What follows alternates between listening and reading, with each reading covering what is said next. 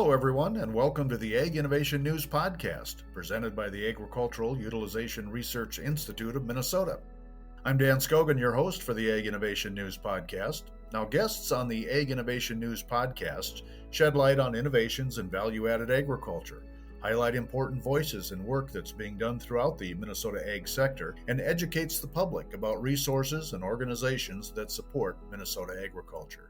Today, we bring you the second of two special episodes of the Ag Innovation News Podcast, where we will continue to discuss the Bold Open, a reverse pitch innovation challenge that kicked off last month and invites bright minds to help solve important food and ag industry challenges. On today's segment, we will be including a conversation with Dr. Elizabeth Klodas from Step One Foods. But if you have not heard our first episode, let's revisit the conversation that we had with AURI Executive Director Shannon Schlecht, as he shared insights on what the Bold Open is, how it works, and how it impacts the food and ag industries. Good morning, Dan. It's great to be here with you today and talk about Bold Open and innovation. Well, let's begin first with the big question by educating our listeners on Bold Open. Can you describe what the Bold Open is and how it's formatted? The Bold Open is really a unique program that we started back in 2018. And we were looking at ways that we could explore, innovation and how do we accelerate it and move some of these opportunities forward. I would say through more of a pull approach. So really looking at what problems exist out in the food and ag industry and finding companies that are really looking for novel solutions and ways that we can help spread the word around what those are, and then identify those entrepreneurs and innovators that want to collaborate and move their ideas forward with commercialization opportunities. So it really started with the MBOLD Coalition, which is a Minnesota CEO-driven coalition of food and agricultural businesses. We had identified innovation as a pillar of focus, and we're just thinking about what are potential initiatives that we could take. And this idea of a reverse pitch and an open innovation platform was one that felt like it was very tangible and really built upon the strengths of our ecosystem here of these established companies and thinking about innovation a little bit differently. Programs like this had been done in the IT area and the biotechnology area, and why not try it in food and agriculture was kind of the thought at the time to broadcast these innovation challenges out and take that more open approach of R&D and innovation and move it along. In short, I would say, Dan, it really was how do we flip this entrepreneurial idea around of, pitching ideas and really start pulling ideas into the commercial marketplace. I think it is really a unique approach to solving problems. And I think as we explain it to people, the light kind of comes on and they go, hey, I like that. Because it's not entrepreneurs standing up in front of an audience that are saying, we can do this and this and this. It's actually industry letting us look behind the curtain a little bit and listening to problems they're trying to solve and then seeing who's out there that might be able to solve it. To me, it's really unique. Completely agree. It's a format of how do you open up opportunities beyond your four walls overall, and then have those right companies that have the resources and the ability to really take these collaborative approaches and commercialize opportunities. I know at AURI, we're really in the business of commercializing new ideas and accelerating the pathway of those ideas into the marketplace to really drive impact for the food and agricultural industry. And this is a great tool. I think of this reverse pitch and open innovation model that really allows us to do that. And with a handful of companies where maybe, we don't have current projects, but we can be the connector and the bridge builder of really creative ideas to a company that has the resources and has the desire and is really looking for a way to pull those ideas into their programs and commercialize them. So Shannon, share a little bit, if you would, about how AURI identifies those right companies to participate. Are they contacting AURI or is AURI recruiting these companies, or how does that process work? So as we look at the landscape, we do a lot of conversations throughout the year with different entities in terms of their innovation needs and what they're looking for. So we always have a list of companies that we know are looking for new innovations and do just a lot of conversations to identify the right mix of players and companies that are willing to pitch a need at a given time. So I would say it's a little bit of both then, in terms of companies reaching out to us that are interested in it, that have viewed it over the last several years that we've been doing it, but then also for us to find those right companies that we think have the resources and have the ability to really drive change and drive impact overall. So I would say a mix of everything that comes into play. And of course, we want to see those companies that have the ability, again, to take these ideas, look for collaborative opportunities and really move them forward. I think what's been really unique for us is we've done different years where we've had wide open themes on food and agriculture, and then we've tried more themed approaches. And that does change the recruitment process in terms of the companies that are the right mix or the right fit.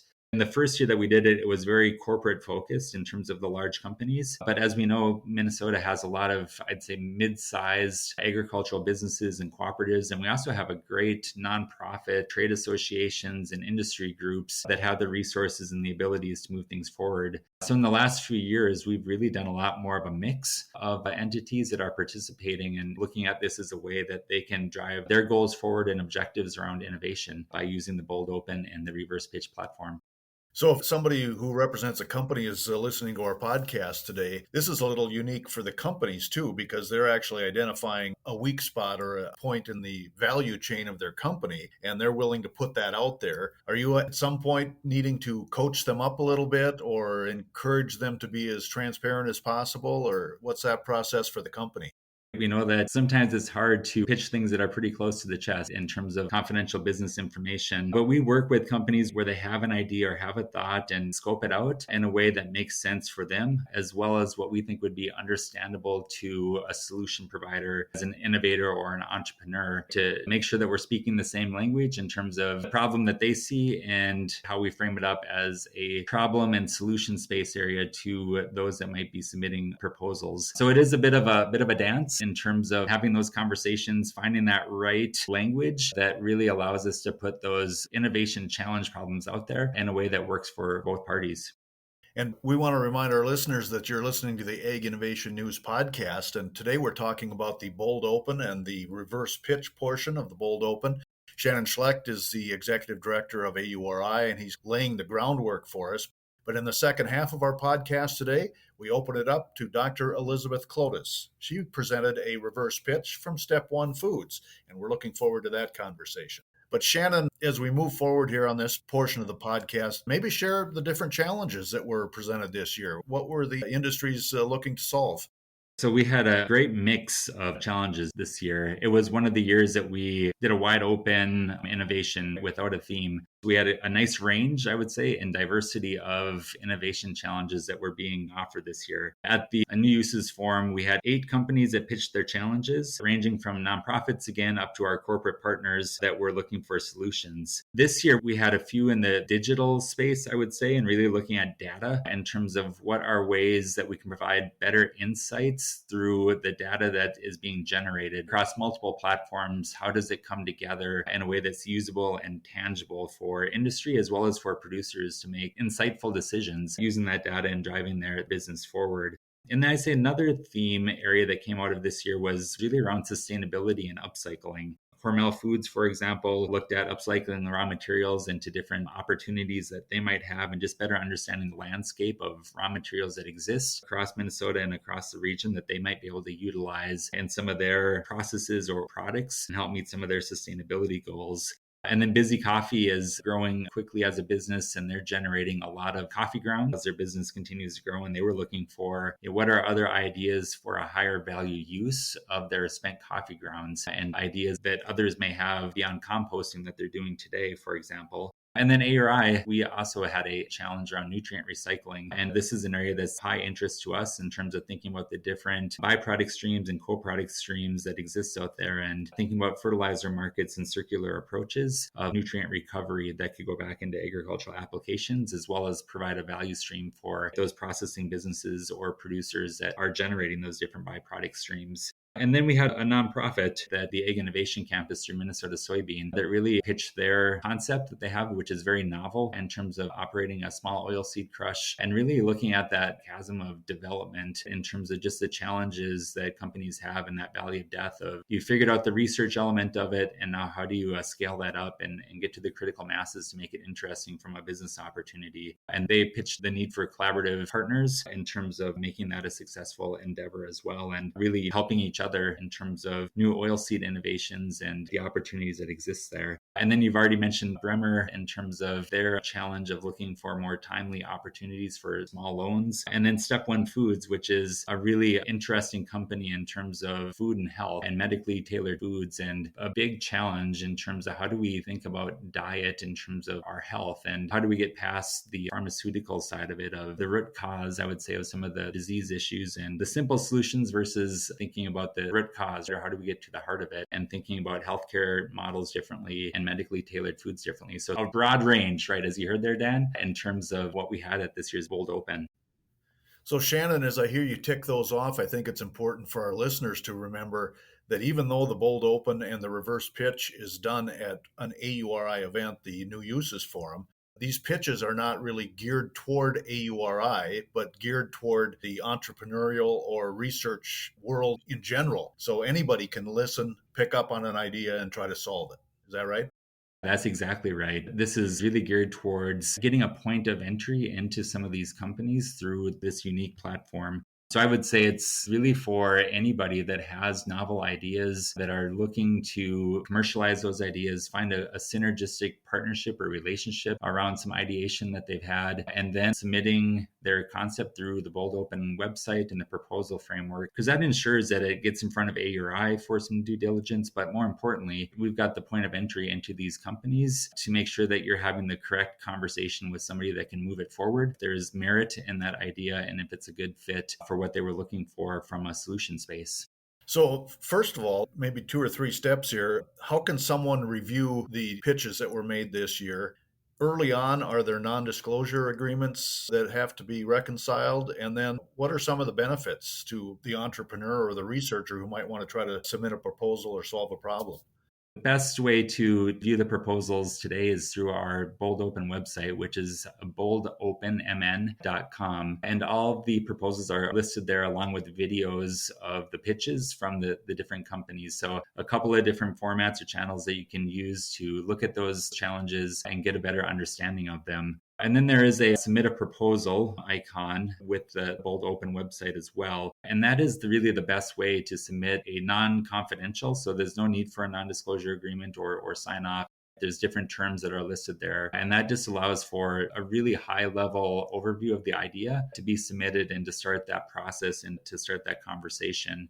That submission comes through to AURI. We take a look at it. And if we have any questions or anything, we go back to the submitter and then pass it along to the company in terms of their review and whatever those next steps might be on their end. It could be a one-on-one conversation, starting that process of non-disclosure agreements and confidential conversations, and hopefully then moving forward that idea to a next step from a development phase and seeing how it might be implemented and how it solves that problem.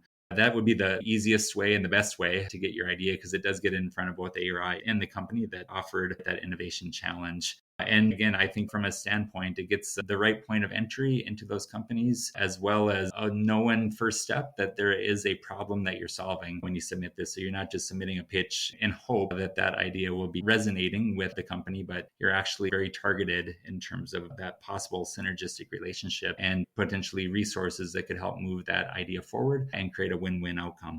And it just seems like through this process, you've opened the door that is sometimes very hard to get open.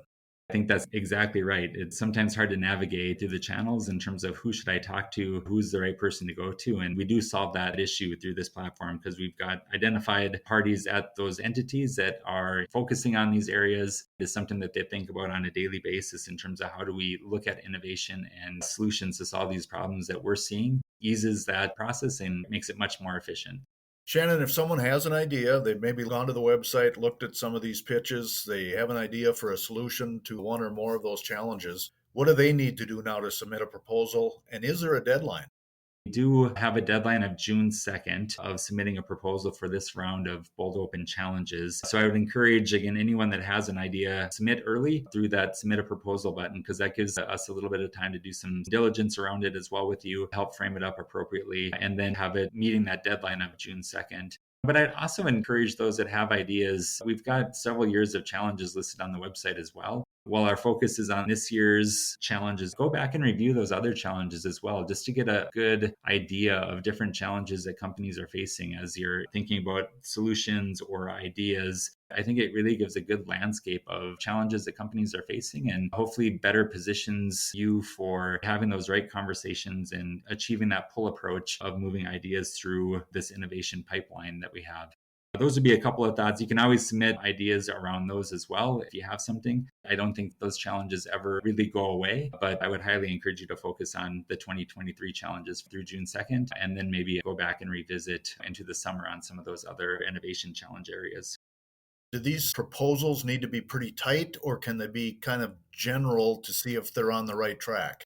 So we have a template through that submit a proposal with different fields that are outlined. So just fill those in as best as you can. And I would encourage it to be relatively general, but yet to the point of navigating that a little bit to make it of interest for the company to reach out and have a conversation. I think there's a lot that can be done without divulging too much confidential information at this point in this early stage. And I would encourage those that have ideas again to submit, use those templates that we have, and then keep it as non-confidential as you can in terms of what that submission is. And then we can work on that behind the scenes with the Bold Open companies that participated this year. Great stuff today on Ag Innovation News, Shannon. Appreciate your time today, and good luck on getting some of those submissions brought to light.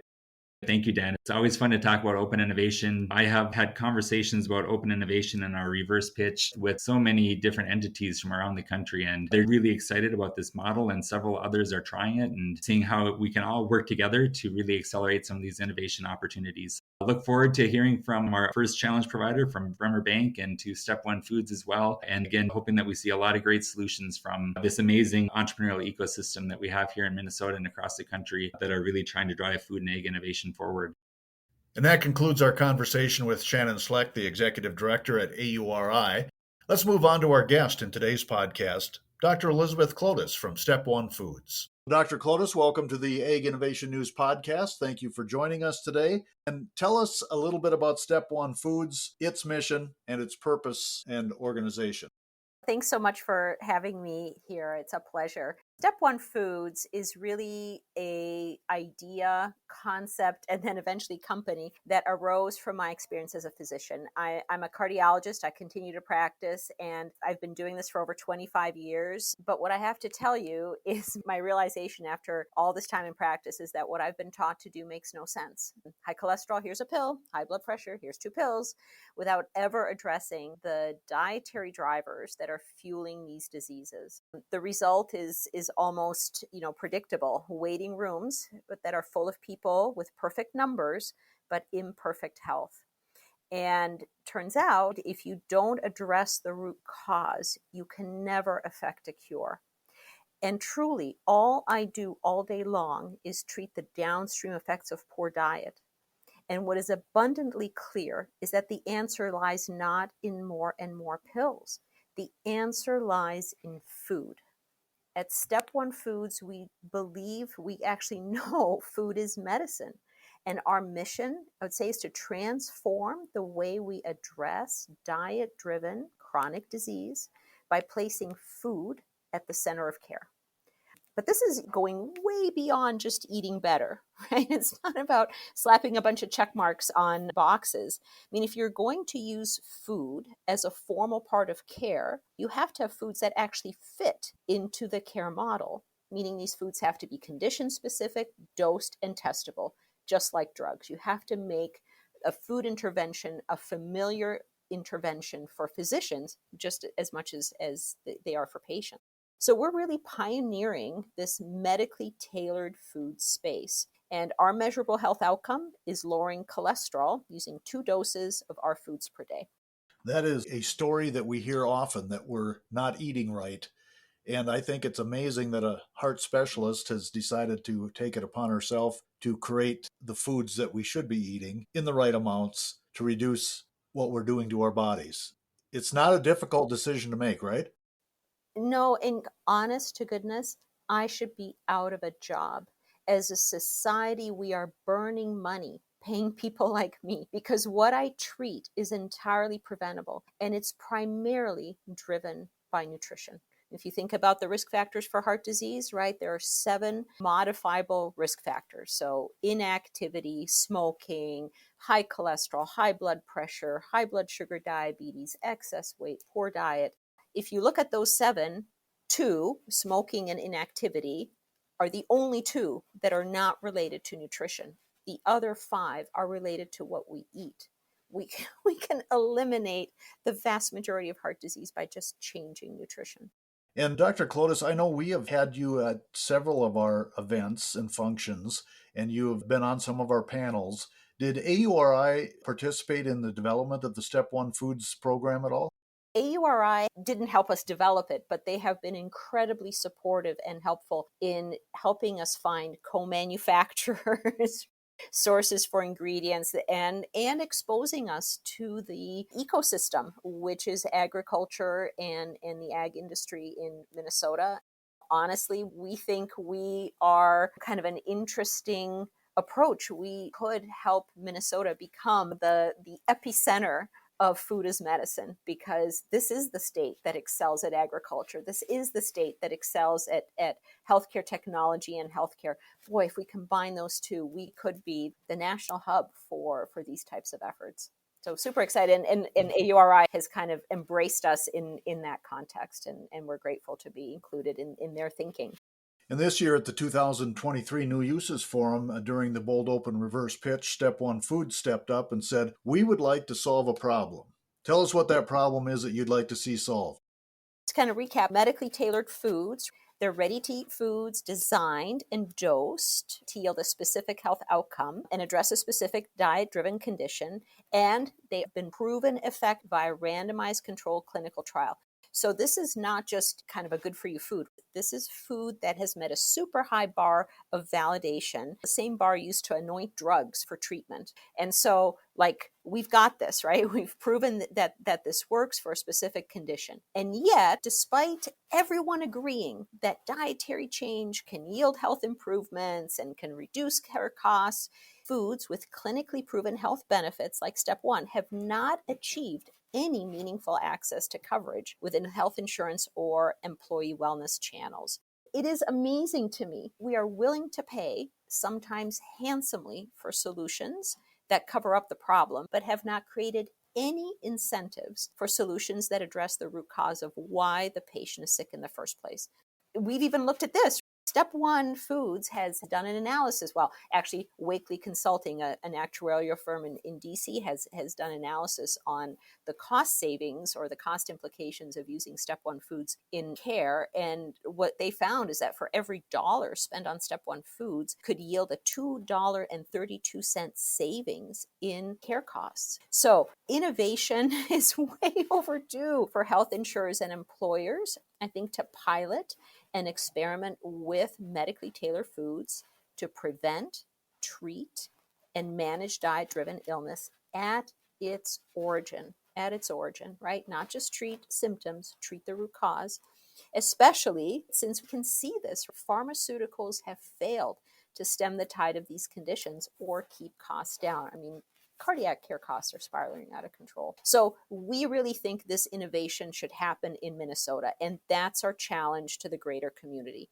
Like I said earlier, Minnesota leads in both agriculture and medical technology. Shouldn't we also lead in the medically tailored food space? And not just in development, but in deployment. So we see Minnesota-based companies, including medically tailored foods under their self-insured plans, and insurers with a Minnesota presence offering medically tailored foods as a partially or fully covered option for diet-driven conditions not adequately treated with medications alone.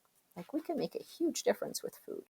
And giving people an opportunity financially to make better choices.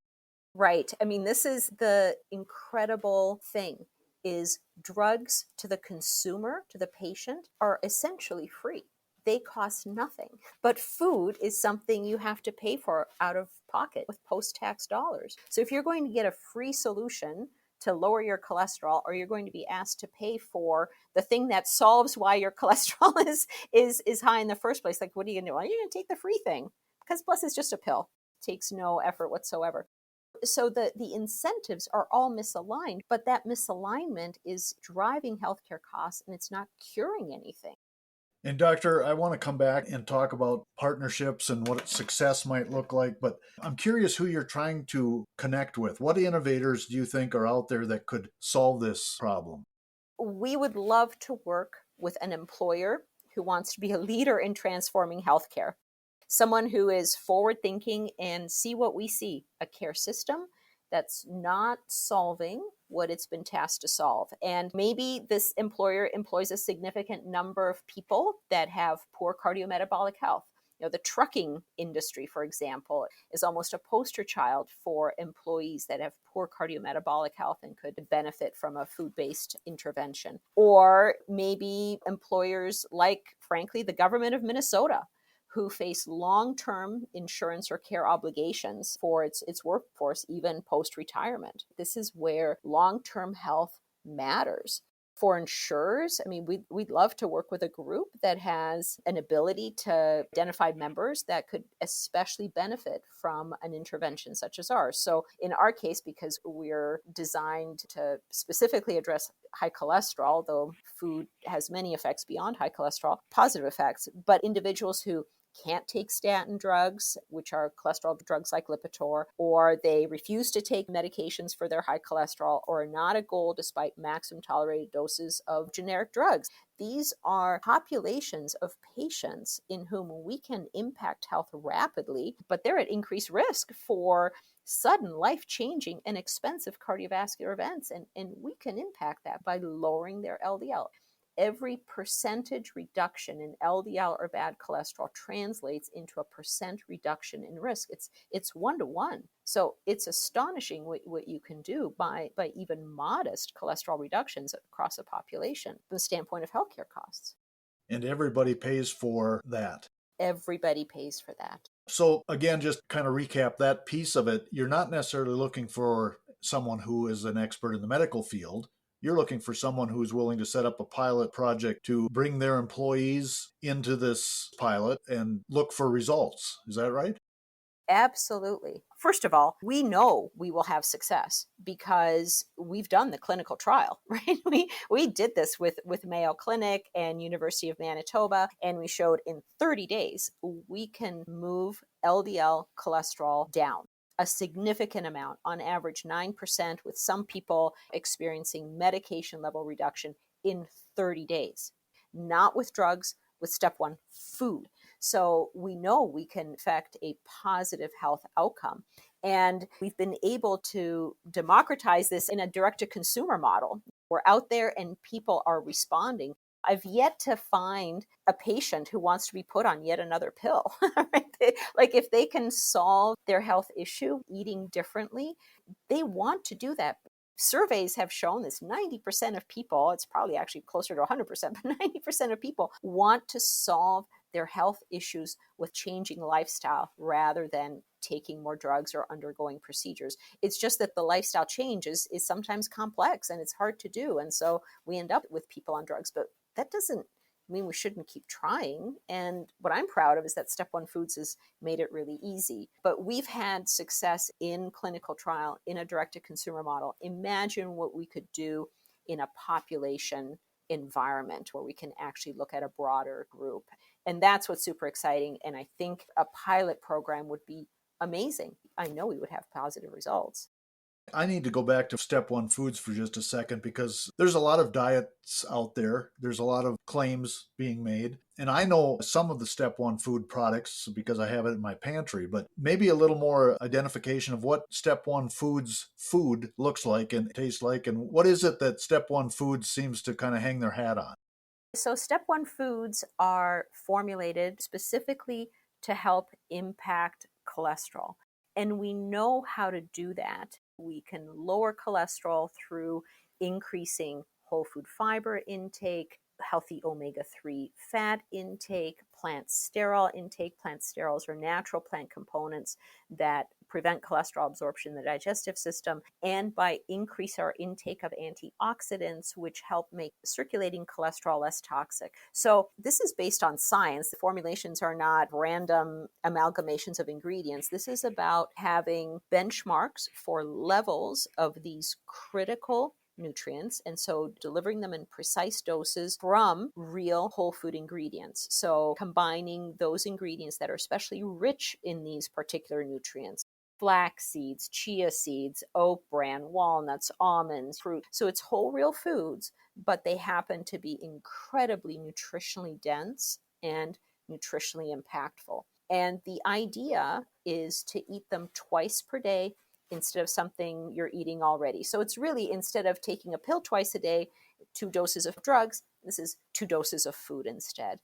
And it's literally that simple. It's not about turning your life upside down. It's not about requiring you to be a vegan. It's just 2 simple dietary tweaks during the day that are primarily focused on breakfast and snacks. So we have 10 total products. So there's 5 different bars and 5 different dry mixes. So 2 different oatmeals, a pancake mix, a smoothie mix, a raw ground granola. So everything is pre-dosed, pre-measured, takes minimal to no prep at all to make these. So super simple. And literally that's it. And even with that tiny dietary change, you can see significant cholesterol reductions in 30 days. Dr. Klodas, I want to continue our conversation, but first I want to remind our listeners to the Ag Innovation News podcast that we are talking today about the Bold Open and the reverse pitch that was recently held at the New Uses Forum. Dr. Elizabeth Klodas is with us today, and let's talk about success and what that looks like to Step One Foods or to you. What's the potential that somebody's going to step up and want to do this, and what does success look like for you if this does take place? If you're looking at it from the standpoint of employers, success for them is healthy employees, right, and lower healthcare costs. If you're looking at this from the standpoint of the agriculture community, it's opening up a big new market, and with the recognition that food is medicine. I'm a care provider, I'm a doctor first, and for me, the most important potential outcome is measurable improvement in the health of people. Whether that's a subset of insured lives or a group of employees, rapid, meaningful, positive health changes are almost guaranteed. Food is the solution to our healthcare problem, and we can solve this. So success to me is all those things, and then over time, Minnesota becoming the leader in medically tailored foods, the hub and innovation center for a whole new industry. And success for you would, in my mind, greatly impact your industry. Absolutely. And Step One Foods, I'm a cardiologist. I'm focused on cholesterol and cardiovascular care and prevention. There is no end to the chronic health conditions that couldn't benefit from targeted dietary support as part of the treatment plan. Imagine if even one medically tailored food was partially or fully reimbursed by an employer wellness plan or insurers, like drugs are, or some of these more traditional approaches. The floodgates, right, of innovation just burst open to create other foods that were proven to measurably impact these other diet-driven diseases. The food market is 1.7 trillion. The healthcare market is 4.5 trillion in size. The numbers speak for themselves. Where do you want to be? But if you look at it in terms of public benefit, I started this because no one was solving a problem I was seeing. And I could go and try and petition the FDA to, or USDA to change some of their incentives, or the FDA in terms of how it allows us to talk about food, or Congress to change reimbursement. I mean, all of that just takes decades. My patients don't have decades to wait. They need a solution now. And if we want to rapidly transform our food environment for one that helps build disease to one that helps build health, this is for sure a way. Create the economic incentive that has nothing to do with government or anything else that says, like, okay, Let's change the foods we're going to make. Let's prove they're good for us. Let's do clinical trials. Let's make every single item in a grocery store something that we can put in our grocery carts and feel good about, as opposed to something that we have to study like a food scientist and decide whether it should land in our carts. Food shouldn't be work. It shouldn't be a full-time job. We should just eat and be healthy. Have you almost oversimplified it? Well, but that's true. We're the only mammal on the planet that doesn't know what to eat. True. I believe you're right. I want to move away from Step One Foods for just a second and talk a little bit more about the Bold Open, because you were kind enough to participate this year and get involved in the reverse pitch. What drew Step One Foods, or what drew you to get involved this year? Well, first of all, we are part of the MBOLD program, and we're one of 4 companies that was chosen to participate in this, which really harnesses the power of resources within the state to accelerate the growth of companies that are showing promise to actually, not only thrive, but grow into really big industries. So we're super flattered and very excited to be part of that program. And the Bold Open, is an opportunity for us to present our vision to a food industry audience, that's interested in innovation and new areas of growth. I think step one, we check everything in the innovation bucket. I mean, literally everything we've done has been innovation, from the concept to the execution to how we've approached the marketplace. We've done it all differently than a traditional food company. But the ultimate goal is to really innovate and transform health and healthcare. And we need to get beyond our own success in the direct-to-consumer environment. A pilot program, as you mentioned, with an employer or insurer would be a game changer for us for that. And our ability to present that idea to that audience was really exciting. And the ability to talk about it with you is great. Are there others in the industry like you who are trying to innovate? Well, there's lots of innovation happening in the food space. It's interesting. In some ways, when I got into this, I couldn't believe that we were kind of it. And I still have yet to run across a food company that has done what we've done, which is to very deliberately formulate the food, pick a condition, do a clinical trial, really follow a pharma model applied to food, like real food, not a chemical concoction, not Ensure or something, like food. So we are pioneers, but like I said, we can't be the only ones. There's so many other health conditions that need help with solutions like this. So I hope we see lots of other entrepreneurs and maybe even physicians. That's how I started, to get into this space and do it right. I think we set the bar high because we take this very seriously. This isn't just a food with a nicer box or more check marks. Like, this is about someone's health. This is very serious. And you use the word food often in your answers, and it's in the name of your product. You really are committed to the fact that food is the difference maker. It is absolutely the difference maker. This began when I started asking people about what they ate, because I was baffled. No matter how many drugs I threw at people, no matter how perfect I got their numbers, no one looked any better. No one felt any better. In fact, they were telling me they were feeling worse with all the drugs I put them on. It was only when I started to address nutrition and helped people change what they ate that I saw cures for the very first time. Food is the problem, and food is the solution. Challenges for Step One Foods. What's the next big thing? Are you working on anything that our listeners should be aware of? We're working on continuing to expand our product line, so to give people more options and choices for the way they can consume these vital nutrients in a way that fits with their lifestyles. So trying to provide even more variety than we've done. And that is challenging because we formulate food for health, not for manufacturability or scale, right? So, which is interesting, because part of the reason why we're kind of in this mess is that the equipment that's used to make foods requires specific flow rates and flow agents and syrups and things to make it go at scale. Well, those flow agents and syrups and all these different additives are part of the problem. So to find co-manufacturers that can make our products at scale has been challenging, but we're doing it, and we're innovating away. So that's a challenge. I think doing more clinical trials. I would love to do more, but honestly, without outside funding and help, it's almost impossible. We could not have done our original clinical trial without, ironically, the support of government of Manitoba. We couldn't get any monetary support here. It's expensive to do a trial. And unlike a pharma company, which ends up with a product that they can charge hundreds of dollars per dose at the other end, you can't charge hundreds of dollars for a bar, no matter how effective it is. It's food. So the economics are really favorable for this type of work, and yet it's vital. Like, how can you tell somebody it's good for them if you haven't proven that it's good for them? This is a different level, a different bar of proof. So if someone wants more information on Step One Foods, where do you send them?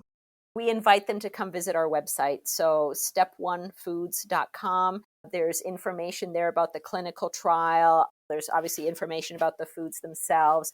I write a blog every week about food-related or cardiovascular health-related topic. My goal truly is to put myself out of work. This is a condition that need not exist. It's completely preventable. The way we live is the key, and food is in the hierarchy of the things that we have control over and we can change. Food is absolutely at the top. Dr. Klodas, as we wrap things up, would you one more time state your challenge at the reverse pitch this year? Our challenge is to lead in not just agriculture, medical technology, but the two things combined, the medically tailored food space in Minnesota, not just in development, but in the employment of this new approach to health and healing. And what we're looking for is to partner in a pilot program type of way with forward-thinking employers and insurers who want to innovate within the healthcare space, which is currently failing our patients, and it's not delivering what it's supposed to deliver, which is better health and cures. Dr. Elizabeth Klodas from Step One Foods, thank you so much for your time today. I appreciate it. Thanks so much for having me. Well, that concludes today's Ag Innovation News podcast, and I do want to thank Dr. Elizabeth Klodas from Step One Foods for joining us today. I want to thank you, too, for joining us and for listening to the Ag Innovation News podcast presented by the Agricultural Utilization Research Institute of Minnesota. Thanks to our podcast crew, Eric Evans, AURI Director of Communications, and Lisa Martinez, AURI Communications Coordinator and the editor of this production. To learn more about AURI, you can visit us at auri.org.